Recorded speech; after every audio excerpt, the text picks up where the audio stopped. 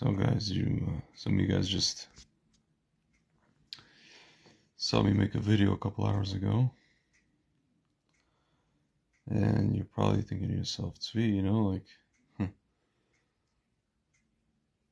it's enough videos. Like, what's up, man? um, how's it going, man? Well, I'm talking a lot about the political aspect of this and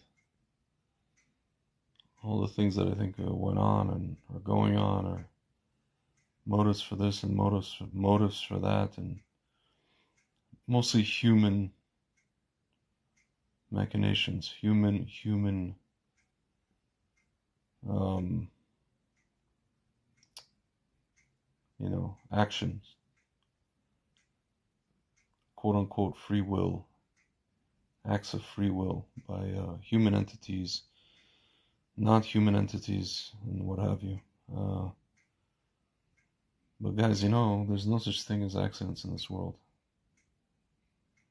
There's no such things.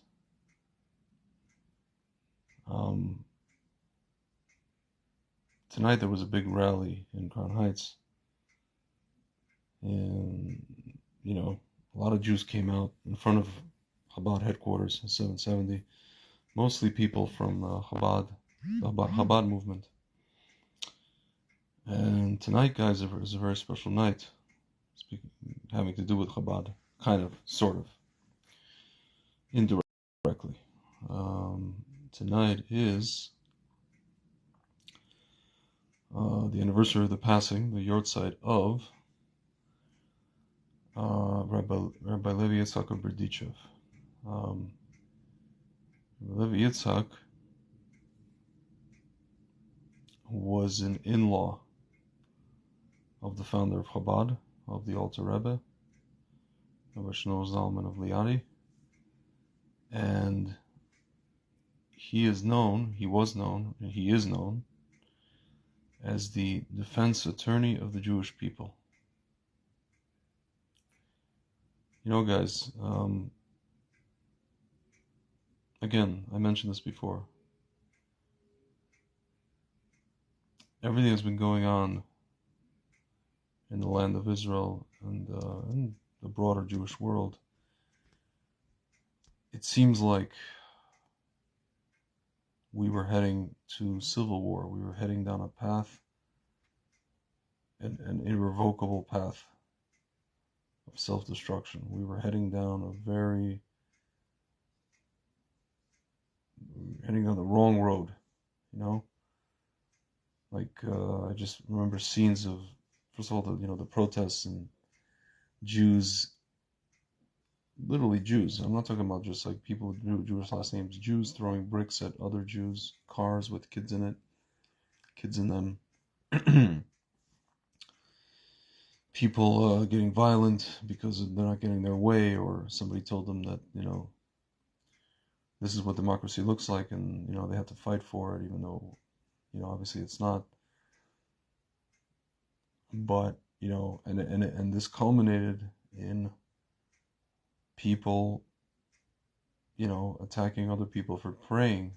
Do something simple as praying on Yom Kippur, the holiest day of the year, sending dogs against them, and all the while calling them the Nazis. The people who are davening are being called Nazis or fascists or whatever. And guys, so obviously this all happened in the time of, it started in Tisha B'Av actually, and then it went into Elul, and then it continued on, and it ran right through Rosh Hashanah, which is essentially the heavenly court, and then it ran into Yom Kippur, which is the seal, S-E-A-L, right? And it culminated in that fiasco, with people attacking each other and for praying. And it's almost like we didn't really stand a chance. What do I mean by that? It's almost like we didn't have any defense. The Jewish people didn't have any defense for their, misguidedness. As a collective, really. We didn't have anybody to defend us. And, and we have Levi Yitzhak, right? He was known as the defense attorney of the Jewish people. Frank and I spoke about this whole thing of how he envies tzaddikim, how they can love Hashem and all the rest of it. Despite everything that goes on in the world, despite all the horrors that you see even today. And he says one of the things he's like, he theorizes why these tzaddikim love Hashem is because they have certain access to Hashem that we don't, right? Meaning, you could see certain aspects. It's kind of like when you see certain aspects of somebody, and no one else sees, you love them, right? No one else gets it, right? What do you see in that person? What do you see? What do you see in them? It's almost like they see something else that we don't see. Why? Because they're given special access. We know stories of Levi Yitzhak, other people like him that used to literally go up there, during Yom Kippur, or Rosh Hashanah, and just defend the Jewish people, the entirety of the Jewish people. They didn't do this, they didn't do that. Yeah, but they did this. Hashem would say, like, there's a gevura, there's harshness, there's a judgment. This person didn't do this, and Levi Yitzhak would say, no, well, he did this, and it's almost like, guys, we didn't. It's almost as if, I don't know, maybe we didn't have a defense attorney this year. We chose to represent ourselves in court, it seems, and we desperately need a defense attorney these days. We need a defense attorney to sweeten the judgments, to lighten, any in Hebrew called gzerot, those judgments against us as a collective, as individuals.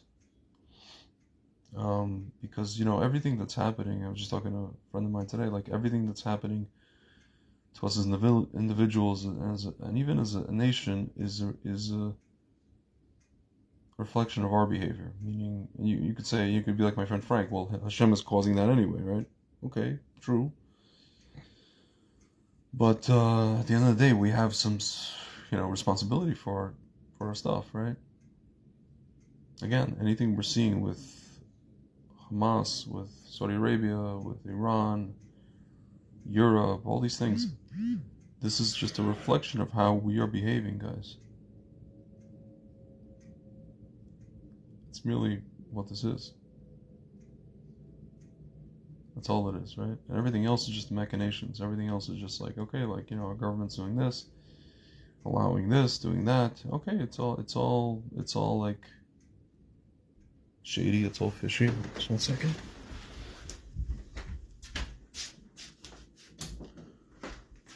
It's all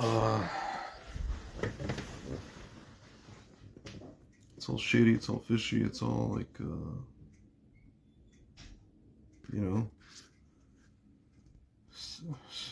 I don't know, strange, conspiratorial. Guys, a lot of people say, oh, conspiracy theories. I'm going to quote Dr. Zelenko. People conspire. People conspire, okay? Guys, we live in a time where, like, I explained to a friend of mine, you have internal wars within governments. Just because the people are united doesn't mean the governments are united. Doesn't mean that the, like, let's say military apparatus are listening to elected leaders, for example. If there's elected leaders they don't like, they're not going to listen to them. I mean, they have to listen to it, they won't. So, yeah, guys, so we're living in times where just people are conspiring. They don't have the people's best interests at heart. But at the same time, these folks who are conspiring, these folks who we allowed to usurp, so to speak, leadership, we allowed them to do that. We allowed them to do that.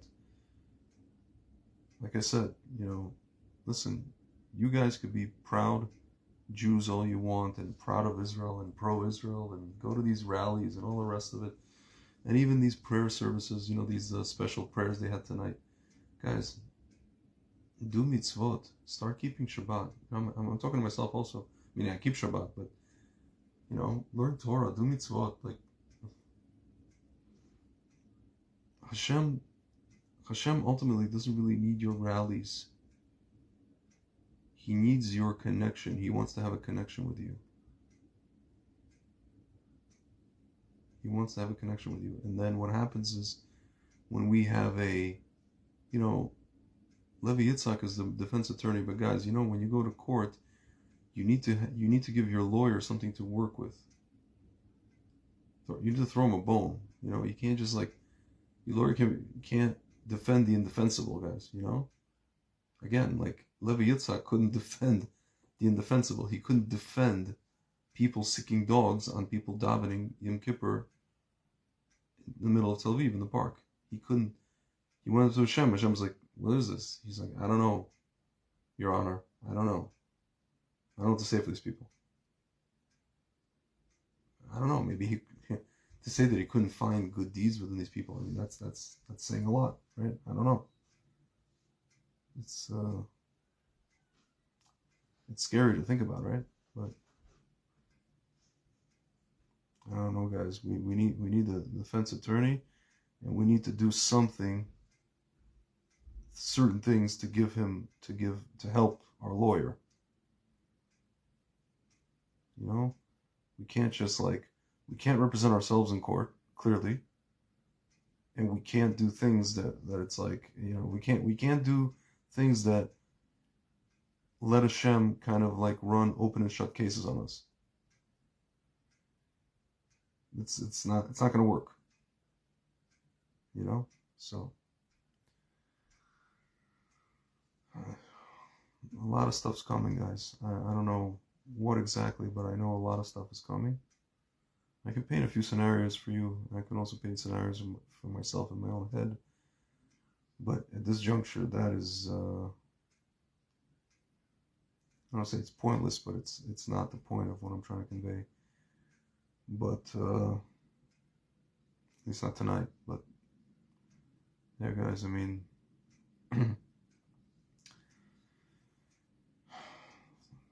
yeah, it's a yartzheit of a special tzaddik. Let's daven in his merit. B'ezrat Hashem tomorrow, I'll try to make it to the Ohel. And,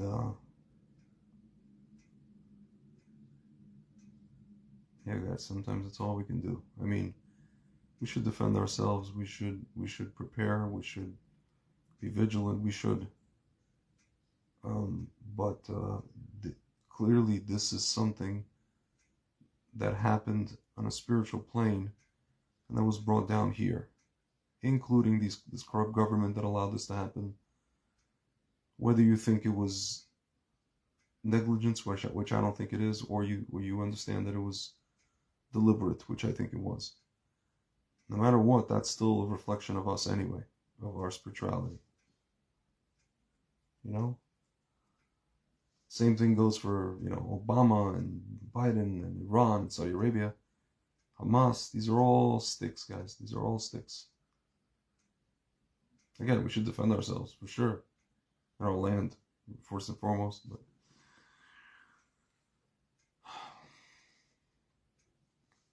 anyway, guys, the neshama of Levi Yitzhak, Radishev should have an aliyah.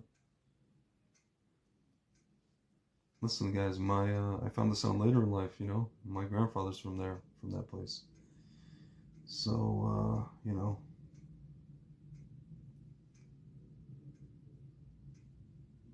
there's some connection there, but,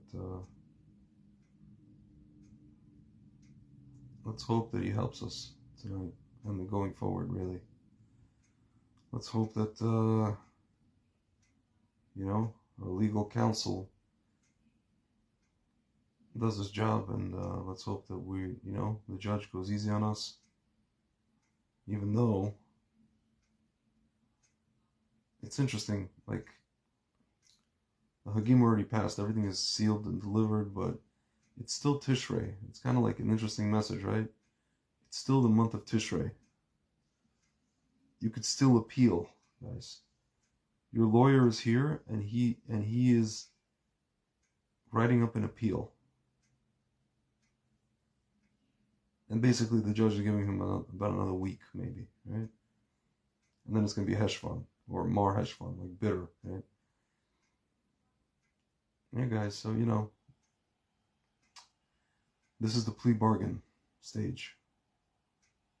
This is the plea bargain, guys. And again, when you're doing a plea bargain, you have to throw a bone to your lawyer, and you have to offer something to the judge.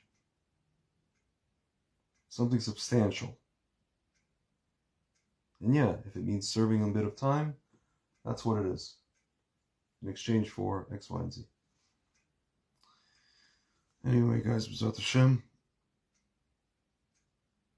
we should only be judged favorably and judge each other favorably, and continue to be united, and just realize that that's the path, and that it shouldn't take one of the worst massacres in Jewish history for us to do that. But, I guess what Hashem wanted. Alright, guys. Well, it's over.